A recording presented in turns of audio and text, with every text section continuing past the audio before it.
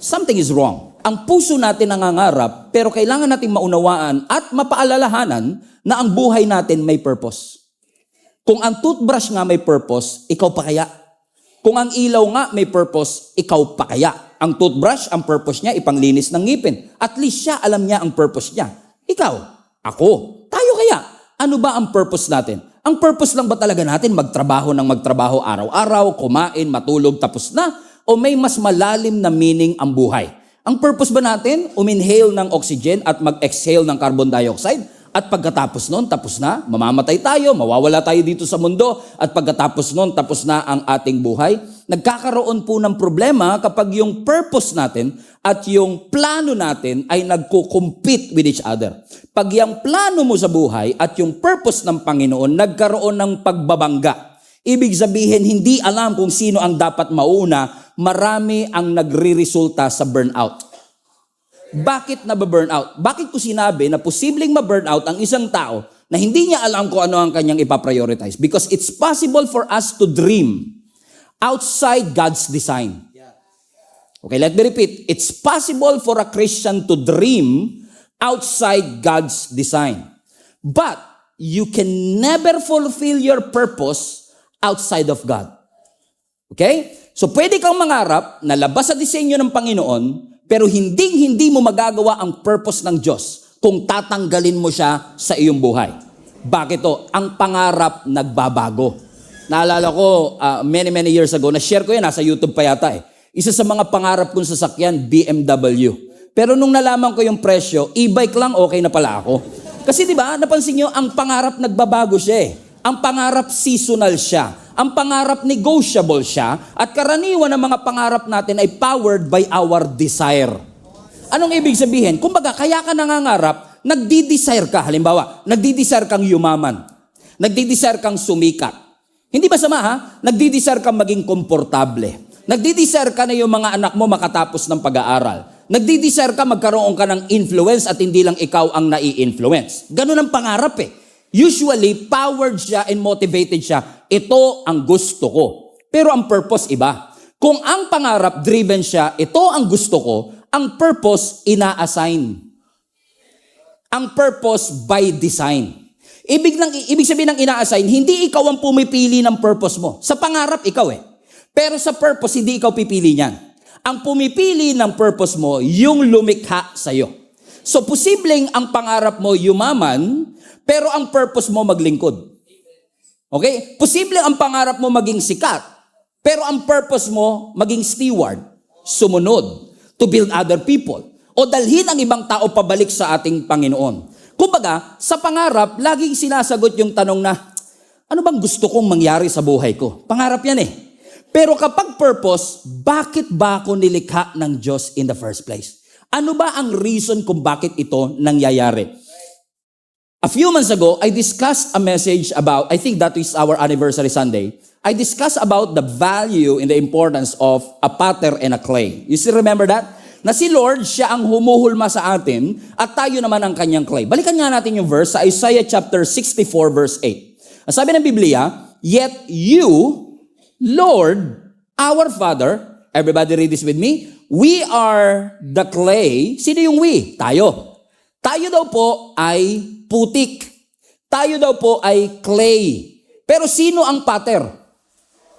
Si Lord. Siya ang ibig sabihin ng potter, siya yung naghuhulma doon sa clay. At dahil siya ang naghuhulma, ano sabi ng last part? We are all the work of your hand. Ibig sabihin, ganito lang kasimple, no? Tayong lahat, sumusunod lang kung ano ang gusto nung potter na naghuhulma sa atin. Komprende? Sino ba ang potter? Si Lord. Sino ba ang clay? Tayo. So kapag ba inassign ka ng Diyos, ako ang potter, ikaw ang clay, control ba yon? Hindi. Manipulation ba yon? Hindi. Binabalik ka lang sa disenyo mo. You are created to follow God's design. Halimbawa, yung clay ba magiging bowl o magiging cup? Yan. Sino magdi-decide? Yung potter. Ibig sabihin, walang kaalam-alam ang clay, basta siya sunod lang siya ng sunod. Pag iniikot siyang gano'n, sunod lang siya ng sunod. So kapag sinabi ng potter na, magiging bowl ka, ikaw magiging jar ka, ikaw magiging cup ka, wala siyang magagawa. Now, pwedeng mangarap yung clay. At sabihin niya, gusto kong maging espada. Yan. Halimbawa, yung clay sabi niya, habang inuulma siya, Sir, pwede ba akong maging espada? Pwede kang mangarap, pero nakadetermine pa rin yung future mo doon sa pattern mo. So, ibig sabihin, walang problema mangarap. Pwedeng mangarap ang clay na pwede siyang maging sword. Pero ang tanong, yung clay ba nakadesign para maging espada? No, hindi siya nakadesign para maging espada. Ang espada kayang mag-cut. Ang clay, hindi niya kaya yon. So, kahit anong effort ng clay, hindi niya magagawa yung bagay na hindi niya design. Sino sa inyo nangangarap makalipad? Sarap nun, di ba? Kung magkakaroon ka ng superpowers, isa sa mga superpower ko, Pastor, gusto kong makalipad ako. Pero ang tanong, pangarap mo makalipad, gusto mong makalipad, pero nakadesign ka ba para lumipad? Hindi. So kapag tinangka mong lumipad, hirap ka. Imposible pa nga eh. Tama, andyan pa ba kayo? Tama. Pero yung hirap ka, madali sa ibon. Kasi yung ibon, design talaga siya para lumipad. Meron na ba kayong nakitang ibon na nag-enroll sa flight school? Halimbawa, gusto kong matutong lumipad. Okay? Paglipad 101. Ayan. May ganyan ba? May lesson ba ang ibon para sa... Wala. Kumbaga, nung ipinanganak siya, kahit hindi niya pa na-try lumipad, once na pinakawalan siya dahil built-in sa kanya yun. Effortless ang paglipad. Halimbawa, ang isda, design siya para sa tubig. Wala kang makikitang isda na nag-e-enroll sa swimming school. Walang isda na nag-swimming lesson. Lahat ng isda, naturally, based on design, bigla na lang silang lumalangoy. So, ibig sabihin, kung ang ibon lumilipad, ang isda lumalangoy, hindi mo pwedeng pagbalik-tarin. Bakit? Ang isda, unless flying fish, pwedeng makalipad, pero for a while nga lang eh. Pero yung ibon, hindi mo siya pwedeng palanguyin at hindi siya makaka-create ng hininga doon. Pero pagkapaliparan ng usapan at ibong ka, kayang-kaya ko yan. Pero kung palanguyan ang usapan at isda ka, walang problema. Bakit? You don't try to become what you already are. Hindi mo ine-effort na matutong lumangoy kung dinisenyo ka talaga ng Panginoon sa tubig. Naunawaan niyo sinasabi. Bakit? Depende sa design ng Diyos. That is why, kapag may design, ibig sabihin may designer. Napakalalim nun. Tama? Lahat ng design, ang may pakana niyan, yung designer. So kung tayo ay may design, ang tanong, sino ang designer ng buhay natin? Sino ang nag-design na para ka dito, si Pastor Stephen ay para dito, kasi yes, pwede mong turuan ang ibon para lumipad. Pero sa totoo lang, kahit hindi mo siya turuan, bigyan mo lang siya ng space, lilipad siya. Ang isda, hindi mo kailangan turuan lumangoy. Ilagay mo lang siya sa tubig, matututo siya lumangoy. Bakit? Yun ang kanyang desire. Hindi siya kailangan mag-effort. And I realize one thing. Kaya maraming tao ngayon ang pagod, anxious, pressured, hindi dahil mahirap ang buhay. Kaya tayo pagod, kaya tayo pressured, kaya tayo anxious, kasi kumikilos tayo na labas sa design ng Diyos. At pag kumilos ka na labas sa design ng ating Panginoon, kahit mag-effort ka, kung hindi mo yung design, hindi mababago ang function mo. Kahit na mag-aral ang ibon lumangoy, kung hindi yun ang design niya, hindi siya makakahinga sa ilalim ng tubig. Kahit na ang isda, mag-aral pa siya ng 4 na taong kurso, kung paano siya lilipad, kung hindi niya design yun, hindi niya magagawa. At kahit anong pilit mo, anak, kahit anong pilit mo, kapatid, kung hindi ka dinisay ng Panginoon kumanta,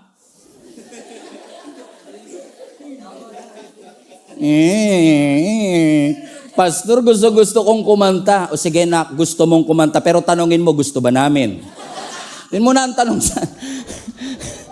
Sabi mo sa katabi mo, wag mo na pilit.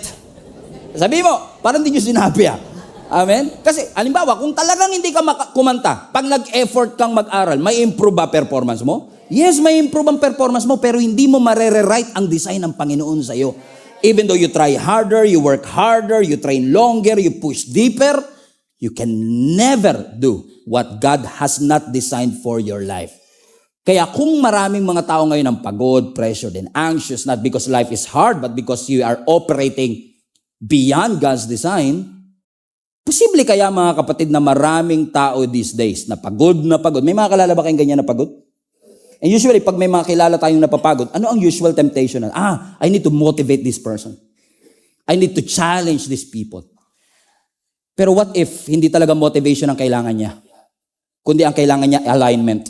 Nawala siya sa design, kailangan mo siyang ibalik dun sa alignment. Ibalik siya. Saan ba talaga siya tinawag ng Panginoon? Kasi pag pinipilit mo, mapapagod ka talaga eh. Amen ba mga kapatid? For example, sino sa inyo nag-exercise? Exercise, ganito tayo. Exercise, di familiar no? Pastor naman kasi December, ngayon talaga natin pag-uusapan yung exercise. Di ba pag nag-exercise kami, treadmill na tinatawag, no? Sa treadmill, tumatakbo ka dyan. Kahit gaano kabilis ang takbo mo, after 1 hour, nandun ka pa rin. Kahit pagpawisan ka, nandun ka pa rin. Bakit? Sweat doesn't guarantee progress. Sweat doesn't give you direction. Hindi porket pinagpawisan ka dahil sa effort mo, mabibigyan ka niya ng direksyon. Hindi porket pinagpawisan ka dahil sa effort mo, ay aabante ka na. Bakit? Hindi siya designed for that. Amen? Katulad natin, kahit anong training natin, kahit anong effort natin, nagwo-work lang ang training, nagwo-work lang ang effort kapag siya ay under sa design. Kilala niyo si Moses? Si Moses, ang calling ng Panginoon sa kanya, he's going to be a deliverer, a leader. Everybody say leader. Si Moses, magiging leader siya ng nation of Israel, but Moses ran away from leadership. He tried to run away. Now question, yung effort niya bang tumakbo doon sa pagtawag ng Diyos, nabago ba yung pagtawag ng Diyos? Hindi. Kahit anong takbo mo, kung nakadisenyo ka para doon, hindi mo matatakbuhan. Kahit na natatakot ka, mawawalan ako ng kaibigan, natatakot ka, mawawalan ako ng negosyo, natatakot ka, mawawalan ako ng trabaho, kung yon ang design mo. Yung nakatayo sa harap nyo, takot din ako mawalan before. Takot ako mawalan ng trabaho. Takot ako na hindi magkaroon ng magandang future. Pero kapag ka yun ang design ng Lord, hindi mo siya matatakbuhan. Si Jonah, for example. Binigyan si Jonah bilang propeta ng isang assignment para siya ang magbigay ng balita sa Nineveh. Anong ginawa ni Jonah? The runaway prophet. Come on now. Anong ginawa ni Jonah? Tumakas sa Panginoon. Question, nung tumakas ba siya, nabago assignment niya? Hindi! Kahit na tumakas ka, hindi magbabago assignment mo. Sabihin mo sa katabi mo, parang ikaw topic ka. Amen. Kahit anong takas mo, kahit anong iwas mo, pag yun ang assignment mo, mapapagod ka lang. Magbabayad ka lang. Tatagal ka lang. Pero hindi mo matatakasan ang pagtawag ng ating Panginoon.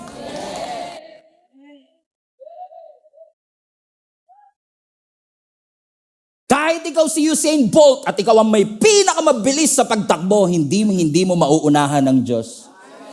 Si Peter, he catch the fish all night, effort. But he caught nothing. Why? Without the presence of God, walang bunga lahat ng ating ginagawa. Even if your effort can make you successful, only God's purpose will give you fulfillment. Samson. Si Samson, binigyan siya ng Panginoon ng mandato to be a deliverer. Siya ang gagamitin ng Lord to deliver the nation of Israel against the Philistine. Pero may ibang pangarap si Samson. May purpose siya. Anong purpose niya? Be a deliverer. Pero ano ang pangarap ni Samson? Gusto niya babae. Di si Samson, naghanap ng maraming babae. Kasi gusto niya pleasure. Pangarap niya maging lover boy. Samson the lover boy. May pagmamalaki naman kasi physically talagang malakas Ang mga babae, impress sa kanya, pero yun ba ang purpose kung bakit siya pinalakas ng Panginoon? Para lumapit ang babae sa kanya? Hindi. Kaya siya pinalakas ng Panginoon para maging tagapagligtas. Hindi para ikulong ang iba sa kanyang pag-ibig at pagmamahal. Medyo corny yun, pero sige, tinawanan nyo naman. Pasok na rin. Amen? Bakit? Nangarap siya ng pleasure, nangarap siya ng admiration, nangarap siya na siya magkokontrol sa kanyang buhay. Binigyan ako ng Lord ng kakaibang lakas, pero gagamitin ko to sa iba. Ano nangyari? Alam natin ang sinabi ng storya, di ba? Judges chapter 13 hanggang 16. Ano sabi ng scripture? Nung ginupit ang buhok ni Samson, burst paid ba yan, sir? Burst paid pa yan. Burst paid pa rin to. Nung ginupit ang buhok ni Samson, ang sabi ng Bible, nawala sa kanya ang kanyang lakas. Pero ang question, nasa buhok ba talaga ang kanyang lakas? Hindi. Kasi, kaya siya nawala ng lakas, hindi dahil umiksi ang kanyang buhok, kundi dahil iniwanan siya ng presensya ng ating Panginoon. Bakit? Kakahabol niya ng gusto niya, nawala sa kamay niya yung tunay na kailangan niya. presence of God. What good is it that you gain the whole world but forfeited your own soul? What good is it na nakuha mo lahat ng magagandang bagay sa mundo? Nabili mo ang pinakamahal na kama, pero hindi ka pa rin makatulog. Ang dami-dami yung pagkain, wala kang gana. Why? Because food doesn't guarantee appetite. A good bed doesn't guarantee a good sleep. Vacation doesn't guarantee rest. Lalo pag ikaw magbabayad, hindi ka talaga mapapahinga. Kasi maya't maya, pambayad. Sabi mo sa katabi mo, vacation pa more. Amen? Because he chases what he wants, he loses something that is important to him. And that is his calling, his purpose. And that is the presence of God. Ba't pa kasi ang Panginoon, Pastor, nakikialam pa sa mga plano ko sa buhay? Ba't hindi na lang tayo hayaan ng Diyos na mag-succeed using our own terms? Ba't pa kailangan ng Diyos makialam sa mga plano ko sa buhay? First things first, sino nagbigay ng hininga sa'yo? Kasi minsan, nakakalungkot minsan huwag kayo magalala, hindi kayo taga ibang location, taga ibang bansa. Kasi mga nandito ngayon, mga sobrang lapit nyo kay Lord, candidate kayo sa kanang kamay ni Lord. Sobrang bait ng buhay ninyo, na hindi kayo nagkakamali. Na minsan si Lord, ginagawa nating alternative. Yung parang, Lord, ito na schedule ko sa 2026, singit ka na lang kung kailan mo gusto. Hindi sinabi ng Bible, i-add mo si Lord sa schedule mo. Ang sabi ng Bible, seek Him first. Okay? And all these things. You have to understand something, mga kapatid, and I say this with love and humility. Life is more than just work. Ang buhay hindi puro trabaho lang. Hindi puro tulog lang. Ano kapag ang buhay mo puro trabaho pero walang meaning? Mapapagod ka. Kailangan lahat ng ginagawa natin may rason. Lahat ng ginagawa natin may meaning. Kasi pag may meaning ang isang bagay, na-appreciate mo. Pag may meaning ang isang bagay, may malalim na dahilan. At pag may malalim na dahilan, kahit pagod ka, ipahinga mo, babangon ka. Pero pag exhausted ka na, pag empty ka na, yun ang pinakadelikado sa lahat. Pag empty ka na, mahirap na yun eh. Kasi wala ka ng drive, wala ka ng soul, wala ka ng motivation that you forfeited your own soul. And don't think for a moment na kapag may hiningi ka sa Diyos at hindi niya binigay, sasabihin mo kaya hindi binigay ni Lord yun, baka masyadong malaki yung dreams ko. No, God is not intimidated with your big dreams. Walang pangarap ang tao na mas malaki pa sa ating Panginoon. Kahit yung pinakamalaking pangarap mo, maliit yan sa harapan ng Panginoon. Kung maliit lang pala, Pastor, ba't di binibigay ng Diyos? Hindi binibigay ng Diyos yan dahil masyadong malaki para sa Kanya. Hindi binibigay yan kasi masyado siyang maliit kung ikukumpara sa purpose mo. Sabihin mo sa katabi mo, don't settle for less. Anong ginagawa natin? Habol tayo ng habol sa mga pangarap natin. Napansin niyo ba yung pera kapag hinahabol niyo, lalong tumatakbo? Tuwan-tuwa ka, sabi mo, malapit na yung 13-month pay. Wala pang 13 hours. Ubus sa at least dumaan, Pastor. Kakahabol mo ng pangarap mo, mag-isa ka na lang. Sino magsusustain sa'yo pag nagsosolo ka kakatupad ng pangarap mo? Akala mo ba madaling to pa rin ang pangarap? Hindi madaling to pa rin ang pangarap. Kaya nga po siya pangarap eh. Hindi siya madaling to pa rin. So kung tutuparin mo siya mag-isa, pag kailangan mo ng tulong, sino tutulong sa'yo? Wala. Mag-isa ka. Sino magsusustain sa'yo ngayon? Mag-isa ka din. Pero pag ang pinurso mo purpose, God is committed to have a responsibility for your future. So, hindi ikaw magsusustain sa sarili mo. Ang Diyos mismo ang magsusustain sa iyo. Amen? I did not do this in previous service and I've done this illustration a lot of times but I will do it anyway. Okay? Kasi ang mga pastor naman paulit-ulit. If you have a Bible, open to Psalm 23 verse 6. Ang sabi ng scripture doon, blessings and mercy shall follow you all the days of your life and you shall dwell in the house of the Lord forever. Blessings and mercy. Sino sa inyo gusto nyo ng blessing? Ulitin ko, sino sa inyo gusto nyo ng blessing? Sino sa inyo gusto nyo ng mercy? So, dahil gusto mo ng blessing, hinabol mo. Gusto mo ng blessing, pinangarap mo. Pero yun ba ang design? Sabi ng Bible, blessings and mercy shall follow you. For example, si Jenny tawagin ko, pinakamaganda babae sa balat ng lupa.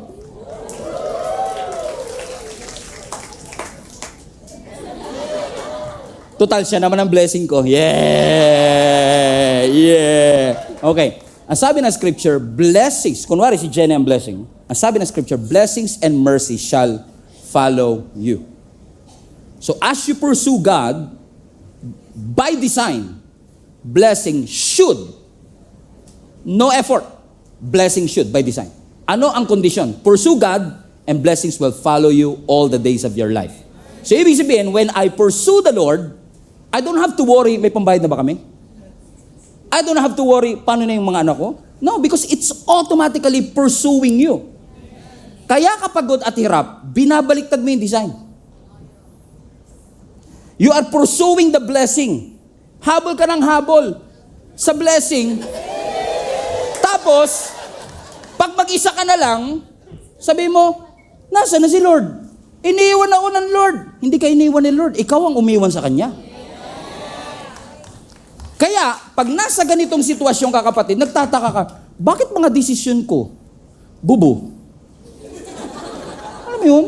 Dinicide ko talaga yun. Di ba parang, ba't ganun ang desisyon ko? Paano ka magkakaroon ng wise decision kung yung source ng wisdom nandun? Paano ka magkakaroon ng peace dito kung ang source ng peace nandun? Kaya sabi ng design, balik ka sa design. Ano ba ang design? Pursue it. And blessings and mercy shall follow you. Comprende? Thank you, Be. Amen? Lahat naman kasi talaga, nung nagsimula, may purpose naman talaga yan. Lalo tayo na, halimbawa, sa mga OFW natin, mga nanonood online today, let me know in the comment section kung saan kayong parte ng mundo. Just for us to have a clear picture of as to how many people have been working abroad. Maaaring may kakilala ka nagtatrabaho sa abroad. Especially kung Christian yung nagtatrabaho sa abroad. Bago yan umalis dito sa bansa, nanalangin niya kay Lord. Sabi niya, Lord, aproban niyo lang yung visa ko. Maglilingkod ako sa iyo hanggang wakas. Actually, Lord, para mapatunayan ko seryoso ko, yung kalahati ng sweldo ko. Yan, Lord, 50-50, Lord, kalahati ng sweldo ko, itutulong ko para sa construction ng Gia Kamanaba Worship Hall. Ibig sabihin, karamihan ng umalis, missionary. May mission. Tama? Pagdating. Napalitan yung mission ng paano ko aasenso? Yon. Hindi masamang umasenso. Hindi masama. Ako nga, ina-advocate ko. Ipanalangin, di ba? Almost every week, pinagpe-pray ko, umasenso business ninyo. Walang problema sa pag-asenso. Pero ang problema kasi, 2 years ka na ron, na-up, 2 years ka na ron, okay. 2 years ka na ron, pero imbis na yung calling mo nag-upgrade, appliance mo nag-upgrade. Hindi masama na ma-upgrade ng tulad kayo, kakabili nyo lang ng oven this week dahil sa bonus nyo eh. Bumili kayo ng rep na 2-door. Diba? Walang problema. Pero teka lang, ano ba talaga ang purpose? Ba't mo siya pinag-pray in the first place? Hindi ko sila, kasi nung nangako ka naman kay Lord, wala naman ako dun eh. Kaya ikaw lang naman yung nangako. Hindi kita pinilit na mangako kay Lord. Ikaw ang nangako kay Lord. Sabi mo, Lord, ibibigay ko ang buhay ko sa iyo. Kaso, pagdating doon, nakalimutan mo na yung assignment mo. Nakalimutan mo na ang purpose mo, why you are there in the first place. Kaya parang dati, hindi kayo tatagayban church to, no? Kaya parang sinasabi mo, Lord, gamitin mo ko, Lord, gamitin mo ko. Nung meron ka na ng mga pangarap mo, Lord, i-maintain mo to, Lord, i-maintain mo to. Pero where was God when you are planning for all of these things? Was that even included? For example, dito sa church, may mga sitwasyon dito na minsan magtataka ka talagang totoo yung love is blind eh. Ano niyo ibig sabihin? Pag kinilig talaga, hindi na nakikinig. May kilala ba kayong gano'n? Yung pag kinilig na, wala nang kinig-kinig yan. Tuloy yan, tuloy, di ba? So, dito, talagang minsan alam mo yung mga red flag na, alam mo na ano di ba? May problema, yung ganyan. Pero minsan, pag in love ka, di mo napapansin yun. Kaya kailangan mo ng mga kaibigan na magsasabi sa'yo na, hinay-hinay ka, pag-pray mong mabuti yan. Pero ano mangyayari? Dahil mahal na mahal mo, hindi ka makikinig. Tituloy ka, bam, mahal mo eh.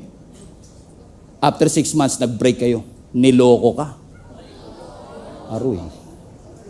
Aray mo. Bakit ko sinabing aray mo? Kasi pag nasaktan na broken heart, yung nakalimutang leader, babalikan. Pastor, heartbroken ako. Kung ako yon, ang sarap sabihin, nung kinilig ka, di ako kasama. Tapos ngayong heartbroken ka, sasama mo ako. Bala ka dyan. Bakit? Minsan tayo, pag nagpaplano, may sarili tayong mundo. Pero pag may problema, Lord, nasan ka? Yun ang problema. Yan ang problema. Tignan mo katabi mo, duguan na eh. O naalala nyo po noon, marami sa inyo dito, dati kayo nanonood sa live stream. Dumaan ang video ng Gia Kamanaba. Kaya napanood ninyo, one day sinabi nyo, ay may simbahan pala doon sa Caloocan, aatin ako.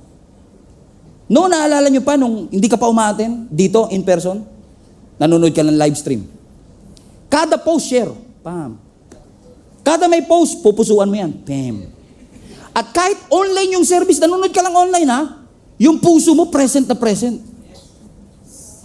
Present eh. Tapos nakaating ka in person. Present ka na ngayon in the flesh, pero absent naman yung commitment.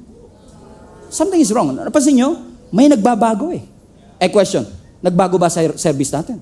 Sunday pa rin naman tayo. Walang nagbago sa service. Ibig sabihin, walang nagbago through the years. Ay, meron pala. Yung priority mo. Nagbago. Nakalimutan na natin. Sabi ng Bible, seek first His kingdom and His righteousness, and all these things shall be added unto you. Alam niyo, ina-expect ko na yung message na to, hindi amenable. At pwedeng sasabihin nila, Pastor, minsan ka na nga lang nandito. Yan pa yung message mo. Pero tatay niyo ko eh. Responsibility kung paalalahanan kayo na meron kayong layunin at meron kayong purpose sa inyong buhay. Naalala mo nung hindi ka pa naglilingkod kay Lord, sabi mo, Lord, kahit anong role. Sige, Lord, bibigay ko. Tapos nung may role na, masyado naman demanding tong role na to. Lord, kahit saang ministry. Nung nasa ministry na, matagal pa ba yan? Because somewhere along the way, nakalimutan natin na kapag naglingkod, may sakripisyo. Nakalimutan natin. Akala natin comfortable lahat. Akala natin mabait ang lahat. Naalala mo dati, hindi ka uma-absent sa church. Hindi ka uma-absent. Sabi mo, pag God first. Di ba, naalala mo yun? Sabi mo, sarado ang tindahan pag Sunday. Kasi para kay Lord to. Outing, di ko mag-outing. Sunday. Kayo yun ha, kayo yun. Huwag niyo ako damay. Di ba? Ikaw naman nangako nun eh. Diba?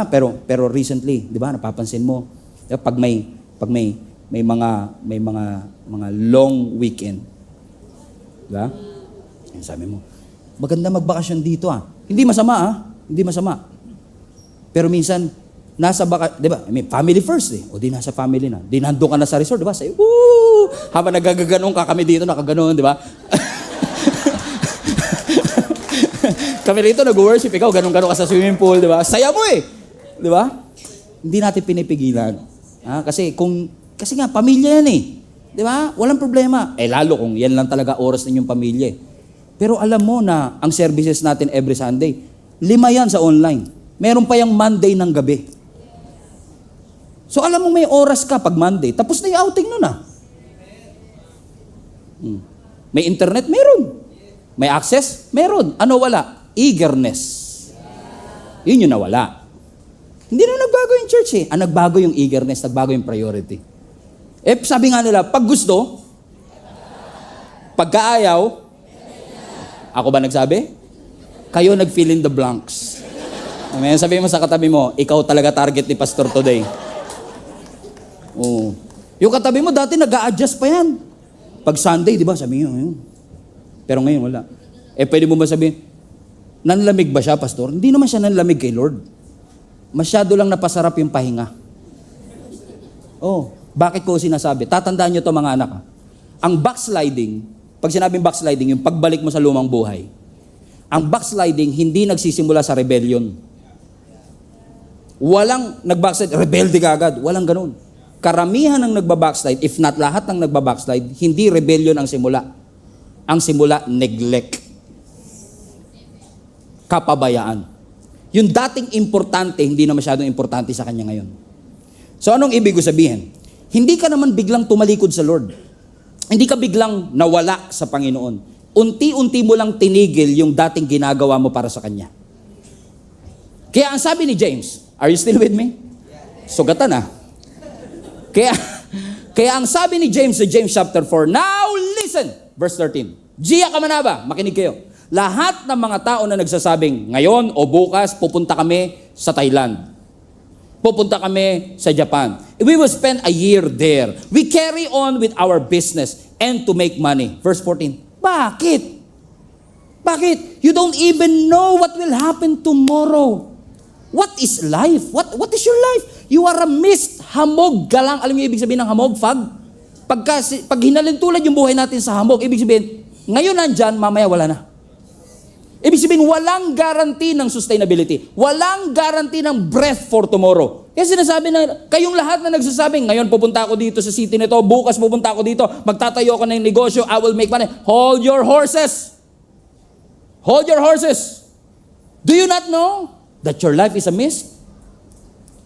Hindi nyo ba na-realize na wala kang control sa oras mo, anak? Hindi mo hawak ang oras. Ang may hawak ng oras natin, ang Diyos. Hindi mo hawak ang karir mo kahit gaano ka kahusay. Hindi ikaw may hawak ng karir. Hindi ikaw ang may hawak ng iyong negosyo. Hindi ikaw ang may hawak ng bangko sa Pilipinas. No. Only God is the true source of everything. Amen? Let's go back to verse 13. Can I take a few minutes to digest these verses for you? Just one verse. I promise you it will be worth it. Wala naman kayong magagawa. Dito na tayo. Diba? So pasinin nyo to. Now listen, you who say today or tomorrow, we will, highlight this part, we will go. Everybody say we will go. So sabi ni James, kayong lahat na nagsasabi ngayon, gagawin namin to, bukas, gagawin namin to. Bukas, dito kami pupunta. We will go. Everybody say, we will go. What does it imply? We will go. It implies what? Movement. Gagalaw ako. Pupunta ako dito. Sabi niya, we will go. Pero ang sinabi ng scripture, we will go. Depends on kung iaalaw ni Lord. Hindi, no? Sabi lang, we will go. So, ibig sabihin, yung kanyang direction ay self-initiated. Ako nag-initiate kung saan ako pupunta. So, ano naging basis ng decision? Preference. Ano naging basis ng decision? Opportunity. Ano naging basis ng kanyang decision? Ambition. Discernment. Pag tinignan mo, we will go, mukhang confident. Pero may submission ba? Come on? May submission ba kay Lord? No. Next, we will go to this or that city and spend, highlight this part, spend a year there. Ano ibig sabihin ng spend a year? Bakit hindi sinabing spend month or I will spend my day there? So the fact na sinabi niyang, I will spend a year there, ibig sabihin ginagaranti niya buhay pa ako after 1 year. And that is an illusion, my friends. Illusion siya na ikaw ang may hawak ng iyong oras. You don't hold your future. You don't hold your time. Time is not a right. Hindi nating karapatan bigyan ng Diyos ng oras. Mercy ng Diyos kung ba't buhay pa tayo. Grace ng Lord kung bakit pa tayo nandito. Regalo ng Diyos ang oras. At kung regalo siya, dapat siyang i-steward. Dapat siyang i-manage ng tama para sa kanyang kaluwalhatian. So kasi sinasabi, we will go and we will spend 1 year there. Let's continue. And we will carry on with our business. Ibig sabihin, ina-assume mo na kapag nag-effort ka sa negosyo, magsasucceed ka. So ibig sabihin, ng skills mo, nasaan ang tiwala? Sa sarili. Nasaan ang tiwala? Sa network. Nasaan ang tiwala? Sa experience. Productive, pero nag-pray. And last, sabi doon, and we will make money. Everybody say, make money. So ibig sabihin, nag-business, eto naman ngayon ang resulta. Now we have the money. So ibig sabihin, hindi lang siya confident na buhay pa siya after 1 year, posibleng may confidence din siya sa resulta that if I work hard, I will earn money. Hindi siya sinabing there's a possibility that I will earn money. Is it as if like money is a right? No, it is a mercy of God. So what will happen kung makakakuha ka ng pera pero hindi mo ipinanalangin? What will it develop in your heart? Di ba pride? Di ba? It will develop pride in you kasi isipin mo, it is my skill. It is my network. It is my connection. Is God condemning money? No. Hindi kinukondemn ng Lord ang pera. Nire-rebuke ni James at ng Diyos yung entitlement sa ating puso na we think that it is because of our skills and connection that we have all of this. We don't. Only through His grace, meron tayo nito. So ano ba sinasabi ni James? Ibig ba sabihin, Pastor, hindi na ako magpaplano? No. Hindi against ang Lord sa planning. Against ang Lord sa pride. Against ang Lord sa entitlement. So kinokorek ng Lord, hindi yung plano. Ang kinokorek niya, anong tono ng plano mo? Asan ang Diyos sa plano mo? Asan ang Diyos sa iyong mga pangarap? Against ba ang Lord sa negosyo? No. Against ba ang Lord sa wealth? No. Against ba ang Lord sa pera? No. Si Jesus nga may treasurer. Ba't ka may treasurer kung walang treasure? So God is not against wealth. Amen? Ang Diyos hindi siya against. Against siya kapag yung success mo self-sufficient. Feeling mo, ikaw ang may pakana. So anong nangyari? Si Lord ngayon, consultant na lang. Hindi na siya ang tunay na may-ari. Kinokorek lang ni Lord. Yung business mo, hindi siya yan. Kay Lord yan. Huwag mo siyang gawing consultant. Siya dapat ang number one sa sinasangguni natin. Kaya kapag sinabi ng kultura sa atin, follow your dream. Everybody say, follow your dream. Follow your dream. Is that right? No. Don't follow your dream. Submit your dreams to God. Huwag mong sundan ang pangarap mo. I-submit mo ang mga pangarap mo sa ating Panginoon. Kasi yes, ang Diyos hindi siya against sa pangarap. Si Joseph nangarap, si Daniel nangarap. Hindi against ang Diyos na ikaw ay mangarap. Pero ang sinasabi lang ng Lord, yung pangarap na meron ka, i-offer mo sa Panginoon. Yung pangarap na meron ka, i-submit mo sa Diyos. Question, sino sa inyo willing mag-submit ng inyong mga dreams sa ating Panginoon? Ulitin ko lang, sino sa inyo ang willing mag-submit ng kanyang mga pangarap sa ating Panginoon? Taas kamay, taas kamay, taas kamay. Okay, third time is the charm. I'm setting you up. Clue. I'm setting you up. Sino sa inyo willing na isubmit ang inyong mga pangarap sa ating Panginoon? Sure? So pag sinabmit mo yan, papayagan mo ang Diyos na i-inspect yung pangarap mo. Papayagan mo ang Diyos na i-redefine ang pangarap mo. Okay pa rin sa'yo. Okay, ito matindi. Papayagan mo ba ang Diyos na i-resize ang pangarap mo? Okay. Amen pa rin ha. Ito, ewan ko na lang. Papayagan mo ba ang Diyos na i-replace ang pangarap mo? Kasi submission eh. Ibig sabihin, siya talaga ang masusunod. Kaya sabi ng Proverbs chapter 19, many are the plans in a person's heart, but it is the Lord's purpose that prevails. Many are the plans in a person's heart, but it is the Lord's purpose that will prevail. Maraming plano yung katabi mo para sa 2026. Nagpaplano na yan magpakasal. Kahit wala pang jowa. Hibang. Boyfriend muna bago kasal, pabir. Joke lang. Nagpaplano tayo para sa 2026. Kaya sabi ng scripture, many are the plans in a person's heart, but it is the Lord's purpose that will prevail. Look at the screen. Look at the screen. Look at the verse. Look at the contrast. Plan, purpose. There is a plan, there is a purpose. Pero hindi lang yung plan and purpose ang contrast. Pati yung dami may contrast. Sabi ng Bible, many are the plans, but we only have one purpose. Now naman, many are the plans in man's heart, but it is the Lord's purpose that will prevail. Anong ibig sabihin ng contrast na ito? Look at the screen again. Highlight that part, plan. Yung plans na yan is actually from the Hebrew word machshaboth. Okay, everybody say machshaboth. Now, hindi lang to basta nagplano ka.